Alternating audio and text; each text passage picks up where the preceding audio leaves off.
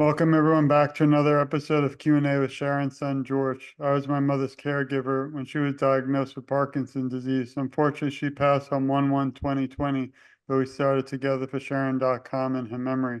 Today's guest is someone who's, I think the best word is spontaneous, but also a hell of a lot of fun. I never said that about a guest. No offense to my other guests, but he's someone too that, well, we also have a surprise guest behind you, but we welcome everyone. But we've been friends for a while, or at least I've known you and just so inspired by your work. And I think that not only what you do is incredible, but when my mother struggled, even if we could get her just to smile for a short time, change the world for her. And today, I think we'll do that for so many. So I want to welcome Dan to the show. And again, it's just a pleasure to finally get a chance to see you, not just to write to you. It's so great to be here. I think we're colleagues in the work that we're doing, because Parkinson's has really affected our lives, and we've seen the kind of support and care that the PD community needs, and also the push for a cure. So it's a pleasure to be here with you today, George, and I've loved following your journey around the book and the work that you're doing. And it was clear to me that we had to connect once I discovered the work that you were doing. So it's great to be here.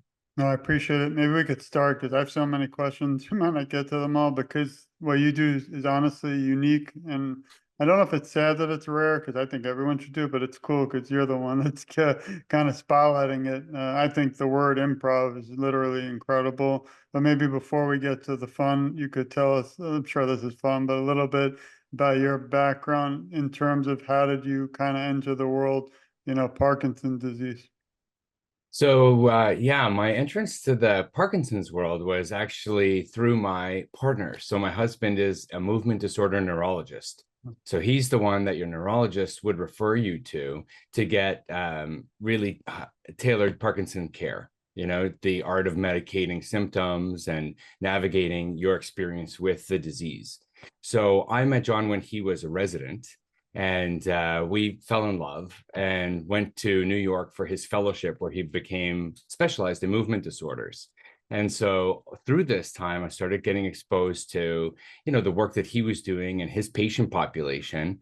And he was actually the one, and I remind him that it's his fault. It's all his fault. He was the one who got me involved. He said that the patients that he sees have a tough time coping with the diagnosis. You get diagnosed with PD, and it's an unexpected chapter in your life. And something that we do in improv is we embrace the unexpected and we work with it. And so he said it would be great to bring improv to my patients to help them cope. So we started doing it in New York when we were there. And then I brought it back to Vancouver when we moved back, and John started working with the University of British Columbia and Vancouver General Hospital. And we started offering these improv programs to people with PD. And it's amazing, the folks that were in that very first workshop that I did, it was like 2018 or 2019, they're still helping to lead the programs today. They're still performing, and they've become my close friends. Thank you for sharing that. We send our love to him and to the whole family because you're all making such an incredible impact. And guess what? I mean, according to you, you're quoting you, but without him, we wouldn't have had you into this incredible community. So again, we're grateful for him as well. One thing that I'm impressed too is, like I said, I've been doing this for some time, and I never see anything about improv until we met. And that's why I think it's, and I'm shocked still that the national plan to end Parkinson's disease is the first law in US history, which I think is another sign of what is coming, which is great, but sad to look at the past. But maybe you could tell us, what is improv for those who aren't unfamiliar, and how did you, bring that and bring the two together with awareness? I mentioned earlier, we love the whose line is it anyway here in the US, and Colin and all and Ryan Stiles. Just, I was going through tough times too with medical. Put that on and I forget everything. It's like, you laugh. And then we had a great opportunity here in South Florida to go live just like 6 months ago. And that was an incredible, experience. So maybe you could touch about improv, what it is, and, how the program started. It's just, I'm really excited to hear this. Yeah, so I would define improv as spontaneous storytelling. And it usually happens with two or more folks. You can do improv on your own if you're into your flow and if you're accepting ideas.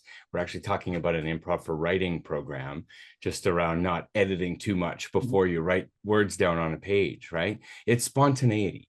So it's this idea that we can create together in the moment. And I first was exposed to improv in elementary school at a drama club. I begged my teacher to start a drama club. And I remember very distinctly, it was after school, my grade 5 and 6 teacher pretended that they were seeing an alien land. And I couldn't believe that these adults were making believe. It was the most exciting thing, one of my top memories from elementary school. And so when I chose the high school that I wanted to go to, I picked the one with this really charismatic drama teacher who was running these school plays. And so I went to this high school and I joined her improv team, and she taught improv in the drama classes. And I went to compete in the Canadian improv games. And so it was a big part of my high school life as well. And then when I went to university, I was doing improv and sketch comedy, and the community that forms around the spontaneous art form was always something that gave me a home and it gave me connection in my life. So then when I became a high school teacher, then I was coaching improv and teaching improv in high school.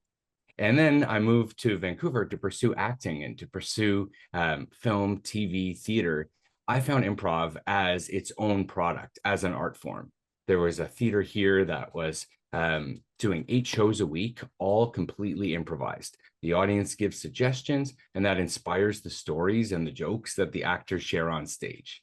And I went there, and I knew that that was going to be a home for me. That was really my practice as an actor, was this art form of improvisation.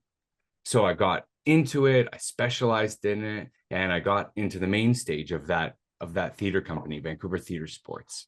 And through them, I started teaching, I started doing facilitation for the workplace using improv, because improv skills, this ability to listen and collaborate and co-create, that's great communication. So leaders need that, and teams need that, and companies need that at their brainstorming meetings and when they're getting things done. And so, I really became immersed both in the performance of theater, of improvised theater, and I started my own shows and I started my own theater. But I've become really interested in the application of these skills, the improv skills, and the skill set that it takes to spontaneously create. That can be borrowed and applied to the workplace and then to these wellness communities. So started out with Parkinson's, saying, the diagnosis of Parkinson's can lead to isolation. It can lead to depression. Your life is not unfolding as you thought it was. And so the first class that we teach in our Improv for Parkinson's course is about presence and acceptance. You don't have to like what is, but if you're denying it, then you're not living in reality. You're not living in the moment. So that idea of accepting really is that first ingredient to then building on what the reality is. So there were some pioneers in this field. There was a study by the Second City and Northwestern University that inspired us to start this work and to start doing our own workshops for people with PD. And then we started rolling it out, and it was really the response of the PD community and our first original workshop participants that motivated us to keep going, because they needed it and it connected them. And then they were louder and more confident and finding more joy and just laughing at themselves and at their predicament and with each other. And that really pushed us on to bring this offering to more people. Thank you. And I think you actually kind of hit it home just now. And I always think of improv, I'm like, what is it? Like, not what is it that way, but like, what is about it that so I love? And I think it was almost when you said just now, when you go back to your childhood, you see adults kind of not make a fool of themselves, but making, laughing and having fun and not worrying about the backlash that could come because you're just up there, you go for it. I kind of think of the show as that. We don't edit on purpose. It's a conversation. I don't really have a script now as we speak. Obviously, we spoke about a few topics, but I think that's the same. It's just a passion that seems that you have and that I love about what you do for improv. And, it's just incredible. And like you said, you can use it, just not just in the Parkinson's field, but anywhere. I think there's a lot of businesses I work with and attorneys that might have need to laugh a little bit more. So I might have to give them your card, but I appreciate that. One odd question I had is why do you think there's not more for improv? Even the famous show I mentioned in America, it's really the only one, out there. Obviously, they probably have smaller ones. I'm from New York, Brooklyn, and grew up almost in Manhattan on Broadway. So I've seen my favorite, just so you know, Fiddler, Phantom, and some of the other. I don't know if you remember Star Express or something when I was a kid. Starlight Express, yes, on the roller skates, Yeah, right? that was one of I still dream of being in that. But, why do you think there's not more of a need or, kind of in the media for improv? Or do you think where it's at is good at this point? It's interesting because I think that when you look at actors and theater and this idea of telling stories, like the Broadway shows that you mentioned there, they're all around, right? And improv is this type of application of acting that is really magical in the moment for the people who are in the room. When we look at tapes of improv, and when you even look at that amazing show, Whose Line Is It Anyway? And Colin Mockery is a good friend of mine. I actually taught his kid in high school when I was a high school teacher. And when you look at those shows, they taped for a couple hours to get a good half hour to produce, right? And oftentimes in the room, when we tape a show and then watch the footage, it doesn't capture the magic that is the exchange of the energy between the actors and the audience and the actors on stage. It is an in the moment kind of art, and we can take clips of it and take highlights of it, but it really is the experience and the connection that makes it so magical. So although you might not be seeing it so much on mainstream TV and movies and on Broadway, I would say every city has a little improv theater of someone who has it in their heart to build a community around this art form. I was just in Edmonton, Alberta this week for the Fringe Festival, and Edmonton is a huge center of improv for Canada. They've got this great theater called Rapid Fire, and they're in the old telephone company building in Edmonton. And it was just beautiful to witness that community that had assembled around spontaneous storytelling, making it up as they go.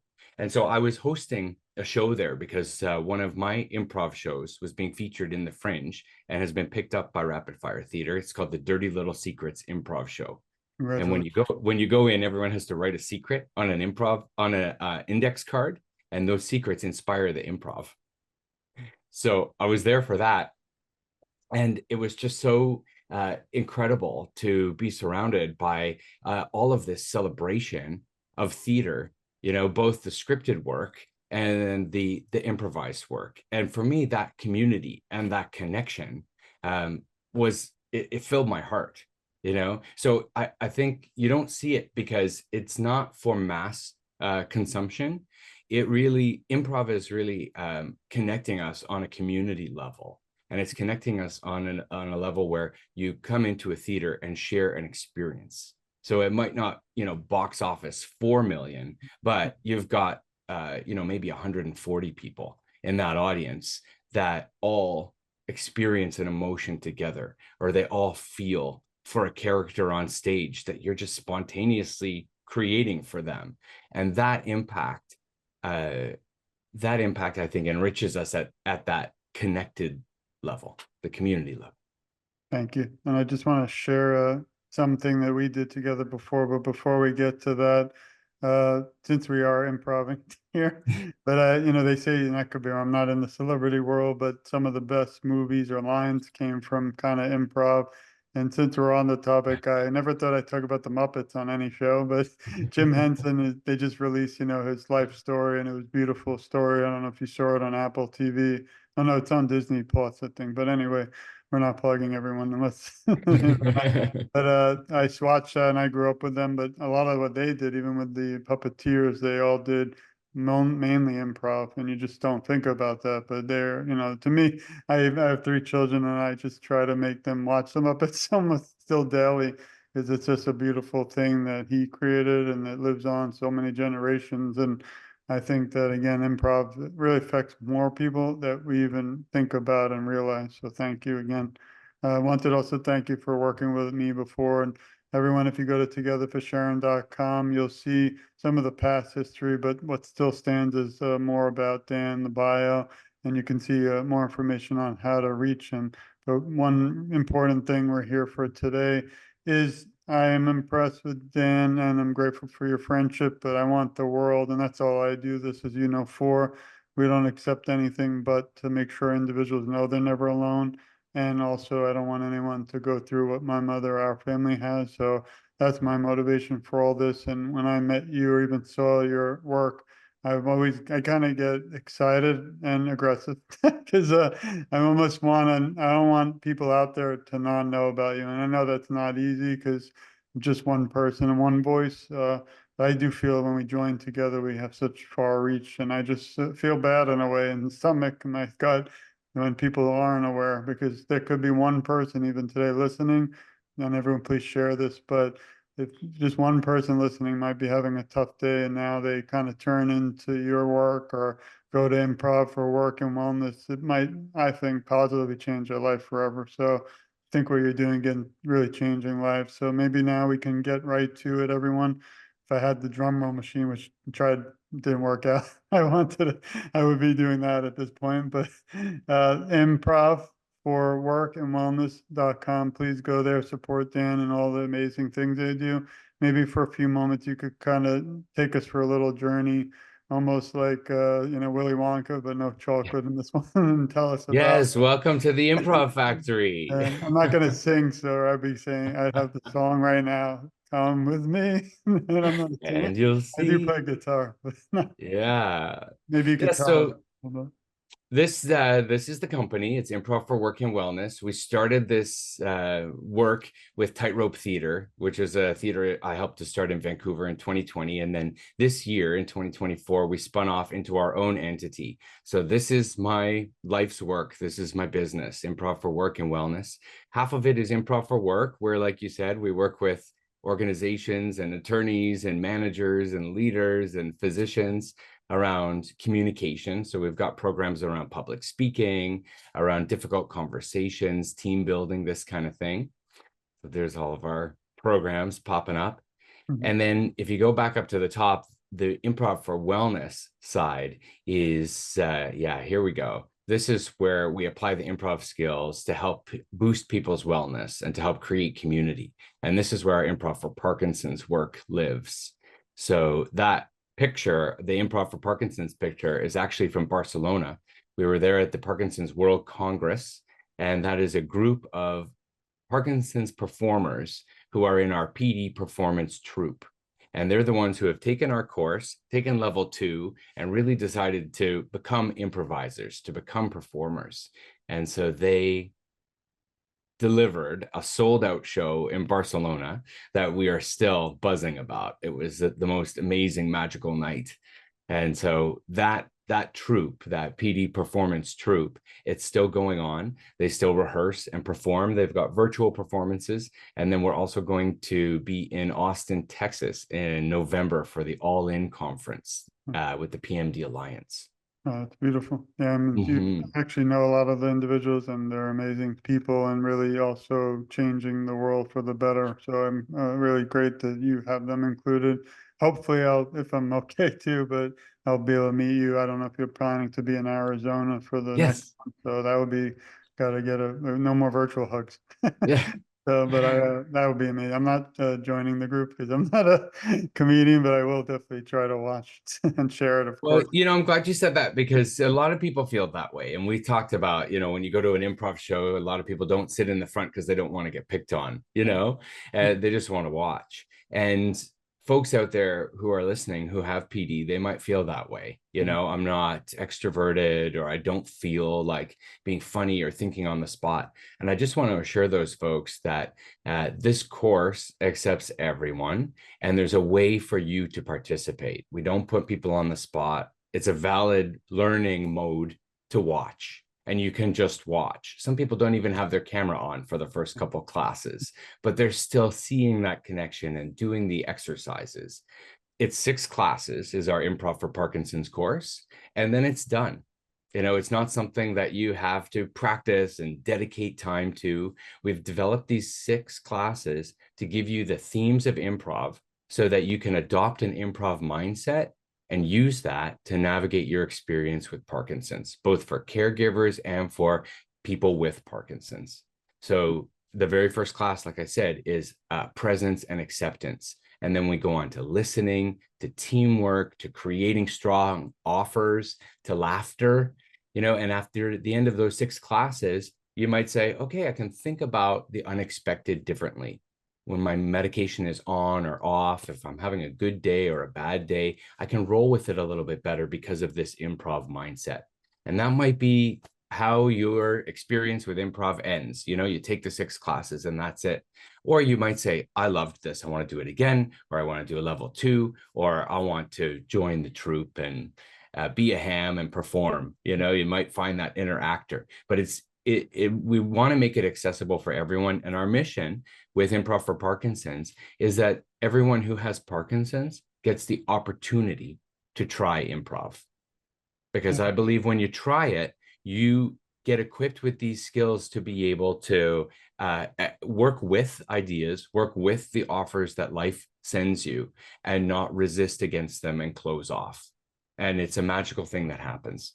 I mean, it seems like with most individuals, if you give it a try, you'll love it. You'll fall in love with it. I have a big mouth and no shame, so I've spoken in front of like thousands of people in the field of law, police, and also in education. But for this, I think that one I just haven't gotten into yet. But because I think in this society, and maybe not, I don't know about in Canada and US, you're almost kind of scared what you say something wrong because it'll end up on social media and then it could affect your work. But that's the only reason I'm kind of timid, but I think it is incredible. And I've seen what it can and might do for those with Parkinson's and kind of to bring them out of the home. And now I wonder, you probably do, but offer even virtual, which is nice because now you're in the safety of your own home.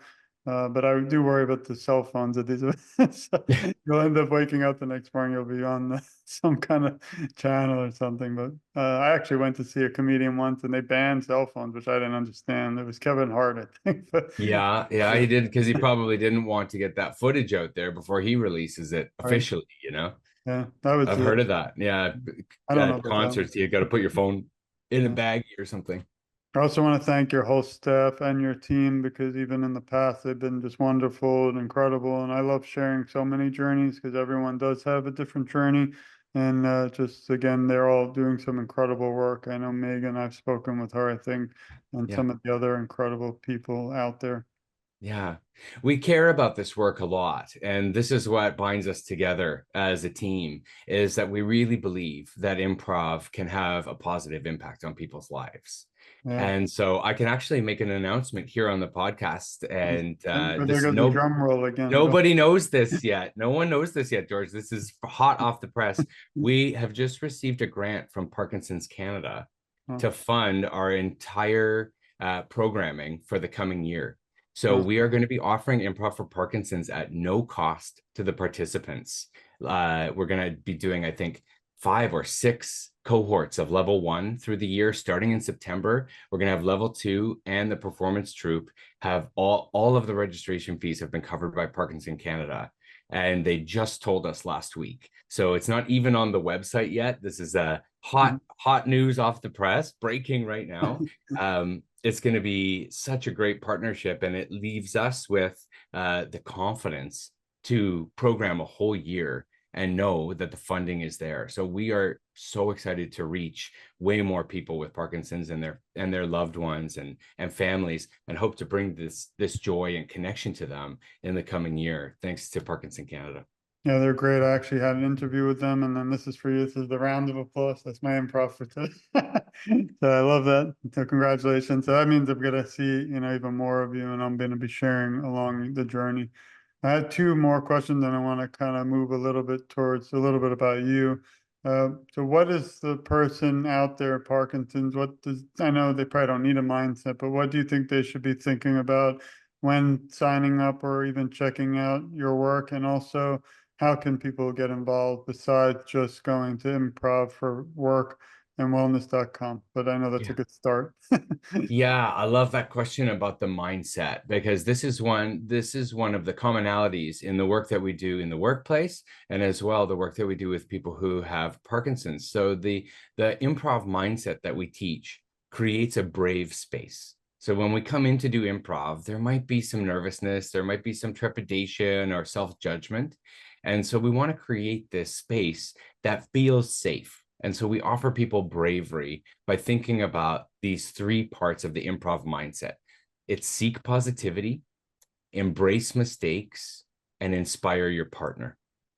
So what does that mean for Parkinson's? With seek positivity, it's really easy to focus on what isn't working and what are your pain points, what are your symptoms, what are your disappointments.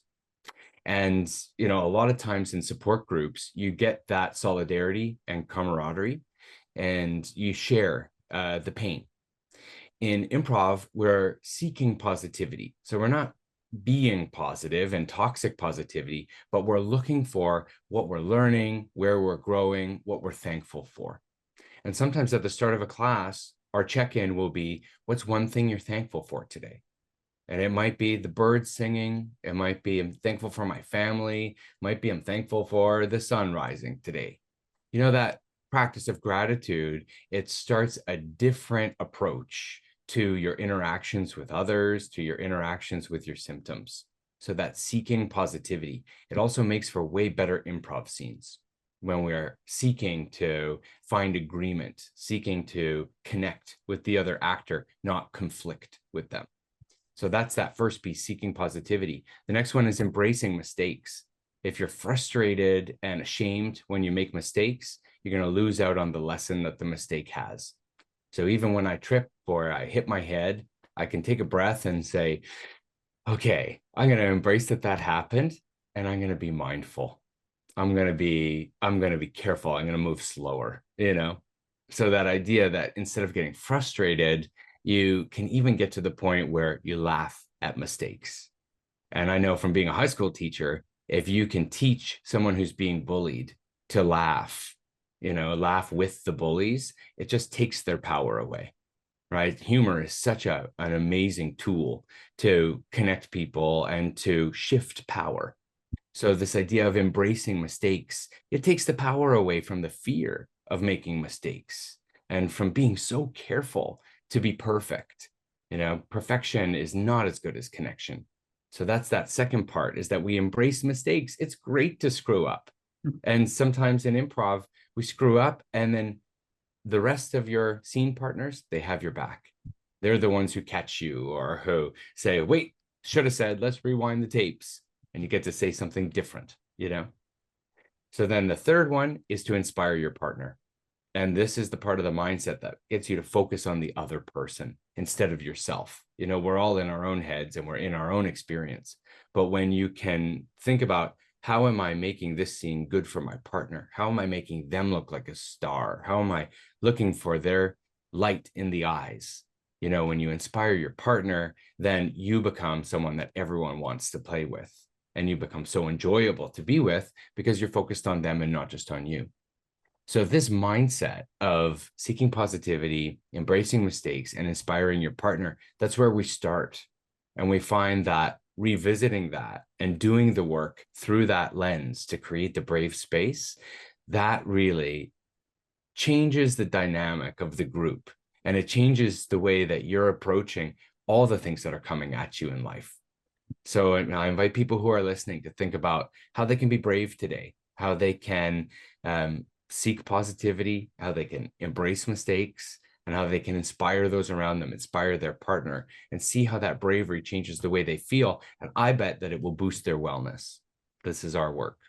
I love that. And also, the most important thing is that it's really for everyone and anyone. Yeah, there's no Unfortunately, one way how to do it. There's like everyone is welcome. It's everyone's welcome. It's the way I say it is it's all are welcome, but it's not for everybody. Some people might come in and they say, okay, I've done these 6 classes. I'm going to go back to my gardening now. It's not what not what lights me up. And that's fine. That's why we designed it to be a course instead of a running drop-in program. There's some other great people doing that work, like Margot Escott in Florida, like Robert Cochran in Nevada. They're doing drop-in classes and they're creating community that way. We wanted to do something that people could come, get upskilled, get experience with improv, and then be able to take that into their lives. It's not a long commitment. It's 6 weeks, and you can join one of our courses. We'll have the information coming up on our website in the next couple of weeks. Perfect. Now I want to shift a little bit more about you. That's some important areas, and everyone. I love Actually, I don't even worry about the response, but when you hear the question, is the fun part. So it's Mm-hmm. not that bad, but can you list 3 words to describe who you are? Enthusiastic, um, caring, and brave. I love those. And the funny thing is, you're the first person out of 70, I think, that didn't go, ah. That's that's what I Because wait. this is an improv game. This is I an know. improv game, George. Well, you should Exactly. see And that's it's my that, favorite question on the show. Not that the others aren't as fun, but here's the next. This one's a tougher one, but what is one moment or one most memorable moment that might stand out through all your work so far with awareness that you could share? So this is an easy one. It pops into my head so quickly. We were running the performance troupe over COVID, and this work became virtual over COVID. By the way, all of our courses are virtual. They're over Zoom because Parkinson Canada wants to reach as many people as possible. So even in our troupe, we've got folks from both sides of the continent, from Canada and the States. And that connection over Zoom, you always wonder, is it as good as in person? Are we creating real relationships virtually, and over COVID, we were resistant to doing improv over Zoom because it doesn't have that same magic of being together. So we had the performance troupe and we were meeting weekly and rehearsing and doing virtual shows.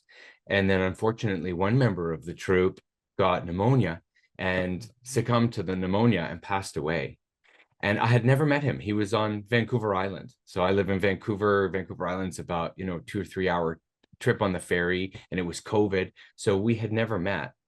And he had Parkinson's for, I think, 18 years. His name is Suki Rai, and he's on our website. And so he passed away, and I was amazed at how it affected me. I'd never met him in person. We'd only been doing this work virtually. He was part of the troupe. He had a beautiful sense of humor. Sometimes he was having such dyskinesia and tremoring, and he would just crack a joke about it, and it would just light up the room. And when we lost Suki and the grieving that followed, it showed me that these relationships are so real, even over virtual, even over Zoom. You get to know someone, you get to know their heart, and you miss them, and so that really impacted the work that we do, just around his family telling us how much the troupe meant to him and how much we all missed him. It showed me that we're creating a really special community here, and I'm not just changing their lives. These folks are changing my life. They've become my dear friends. Thank you for sharing that. And we're going to dedicate today in his memory and also all those out there fighting this battle. So thank you for sharing.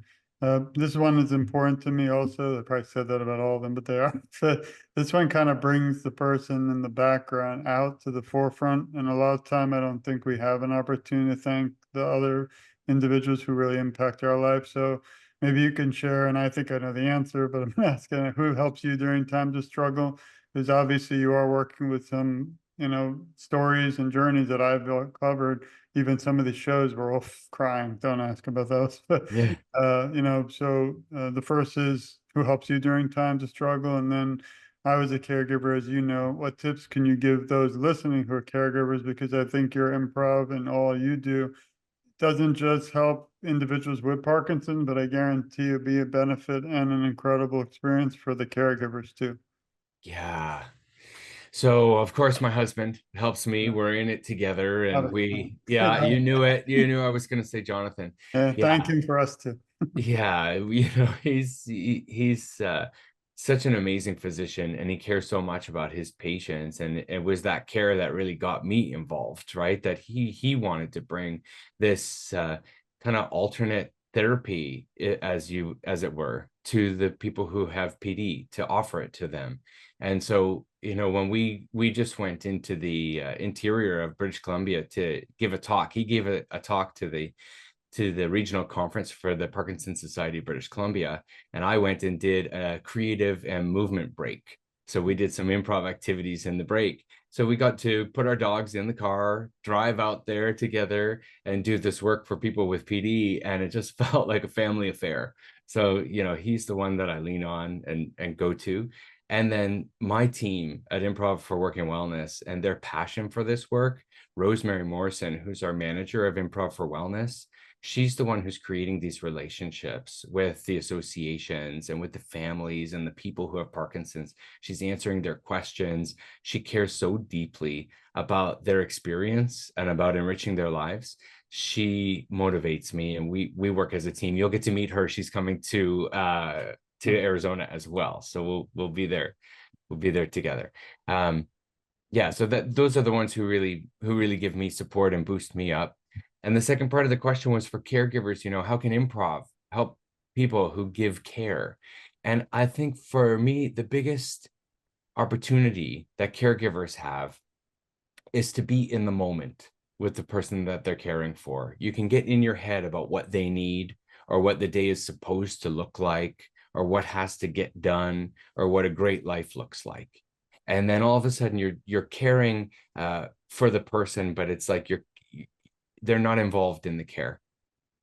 And if you can get into the moment and create with the person and use this improv tool of yes and accepting what they say and building on it, you're going to have more fun in giving the care. It's going to feel like a team effort, and you're going to have that same kind of connection. I think that builds that deep trust and love and community, and sustains it. So, the next time you're asking them if they want to do something and they say, no, I don't want to do it. You say, well, what do you want to do? What would make you happy right now? And just be there in that moment and listen to what they say and just say it back to them instead of fighting them on it. Well, we have to do this, or, you've got to take your pills at this time. Just say back to them, so you don't feel like going out for a walk today. There must be a great reason why you say that. And just have that curiosity to really have that interaction. And I know that with caregivers, the energy is sometimes low. It takes a huge toll on the family and the caregiver to be fighting the symptoms of this disease with the person who has it. But that is the trick, is that you're not fighting them. You're together fighting the symptoms of the disease. Thanks. Yeah, it's like a important correlation of a balancing act. Even on the shows, I always want to talk about, Parkinson's disease, but we often forget the caregiving side because it's just, it's so much to discuss and to spread awareness for. So thank you. And then again, you'll like this one, I hope, but if you don't, you don't have to answer. If you were asked to write a script to a movie about your life story, what would you call it? Wow. I got you. I got you with the one. That's a great, yes. I wouldn't get you, but I got uh, you can pass. This is I not. know, I love the question. I'm thinking, okay, would it be called yes and trust, perhaps, because you're following your gut, so much of my life has been um kind of led by the wind, led by, so I was a high school teacher. I could have stayed Yeah. as a high school teacher for 25 years, but I took a leave of absence and moved to Vancouver, and I stayed here, and then I got into corporate training, then I got into improv, then I Mhm. started improv shows and theaters, so it's all just been about saying yes to these opportunities that have come my Yeah. way, and trust. So I think it would be called yes and trust. I'm glad you took the opportunity to meet with me today. My mother was a high school, no, middle school teacher too, and Share she that had with a me. Yeah. master's. She literally gave it all up to take care of me and my brother when we were born, and that's, her sacrifice is why I knew I had to be by her side during her journey and her struggle, and that's why we keep this going today. The final question, and then afterwards, maybe you could tell everyone, number one, if I missed any areas you want to touch on, and also how they can reach you again. But if you could leave the Parkinson's community today with some words of encouragement, what would they be? My words of encouragement for the Parkinson community, it really comes from the name of your whole organization, Together for Sharon, right? It's that we're in it together. And it can sometimes feel really isolating or alone, but it's these endeavors that creates connections, like improv, or maybe it's pickleball, or maybe it's rock steady boxing. It's these connections that create this togetherness.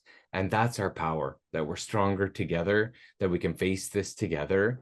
And that sometimes means submitting to be together, like the bravery to say that you need help, the bravery to be vulnerable with each other. And that's where I think my strongest moments have been my weakest moments. Because I mean, your weakest moment, you ask for help, but that's actually your strongest moment, because the help that you get then creates the beautiful relationship and community that you have with the people who help you. So my words of advice would be to ask for help, accept help, and let's be in this together. Thank you. And how can everyone reach you? So you can visit the website, www.improvforworkandwellness.com.